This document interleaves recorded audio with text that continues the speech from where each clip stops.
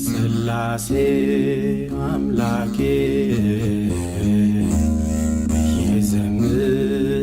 ይዘምራለው ስላሴ አምባዬ ይቀኛለው ሰማይና ምድር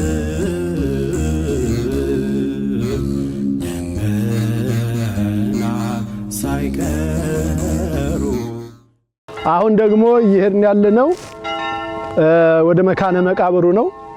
መካነ መቃብሩ እንደምናየው ከቤተ ክርስቲያኑ ጎን ነው ያለ። እዚህ የነበሩ መነኮሳያት እናቶች ተቀብረውበታል። የተወሰነ ቦታም አለው። ግን እንግዲህ እዚህ ሀገር አንድ መካነ መቃብር የሚቆይበት ራሱ ጊዜ አለውና ትርፍም ቦታም አለ በእውነትና ብዙ የሚያስቸግር አይደለም። ይሄን ይመስላል። በዚያው በግራ በቀኝ ይሄን ይመስላል። እንግዲህ በእውነቱ ይሄ በውጭ ባሉት አብያተ ክርስቲያናት እንዳጠቃላይ ኢትዮጵያውያን ከሚታዩ ችግሮች አንዱ ይሄ የመካነ መቃብር ችግር ነው። እንግዲህ በዚህ በውጭ ሀገር ካሉ ችግሮች አንዱ የመካነ መቃብር ችግር ነው። እንደ ሀገረ ስብከታችን እስከማውቀውም ድረስ እንደ አውሮፓ የራሳቸው መካነ መቃብር ያላቸው አጥቢያ ቤተ ክርስቲያናት ወይም አህጉረ ስብከት አሉ ብዬ አላስብም፣ የለም። እና ይሄ በመሆኑ የተነሳ ብዙዎች ወገኖቻችን ሲያርፉ በየአብያተ ክርስቲያናቱ በየኮሚኒቲው መዋጮ ነው የሚጠየቅ ወደ ሀገር ቤት ለመሄድ ማለት ነው። አቅም ደግሞ የሌለው ደግሞ ያው እዚሁ በተለያየ ቦታ ያርፋል።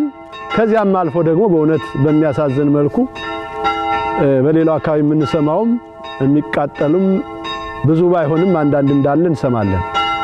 እና ይህ ቦታ በዚህ ገዳም በዚህ ማዕከል መገኘቱ ይህንን ችግር ሊቀርፍ ይችላል። ወደ ሀገር ቤትም ሆነ ወይም በሌላ ቦታ መቀበር የማይፈልጉ ወገኖቻችን እዚህ ሊያርፉ ይችላሉ። መቼም ኑሮ እንግዲህ ከሞት ስለማይቀር ያው ይሄ የመጨረሻ ማረፊያ ቦታም ነው ማለት ነውና ስንኖርም የምንገለገልበት ነው።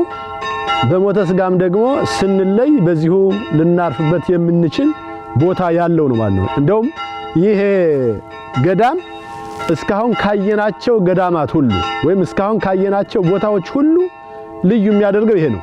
ሌሎቹ ነገሮች እንዳሉ ነው ማለት ነው። እስካሁን አግኝተናቸው የነበሩ ቦታዎች ሁሉ መካነ መቃብር አልነበራቸው።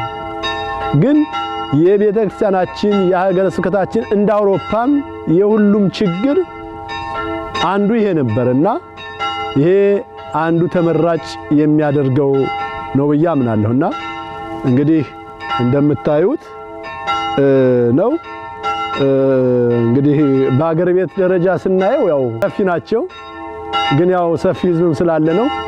እዚህ ግን ያው ያለነውም ሰዎች ከዚህ ቦታም ላንበልጥ እንችላለን። ደግሞ ሰውም ቶሎ እንዲሞትም ስለማንመኝ ይሄ በቂያችን ነው ብለን እናስባለንና ይሄ ከተመረጠባቸው ምክንያቶች አንዱ ነው ማለቴ ነው።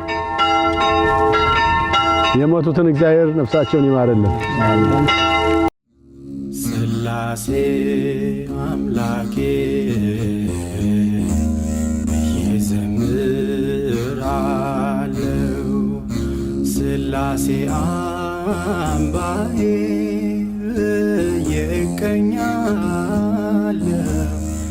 ሰማይና ምድር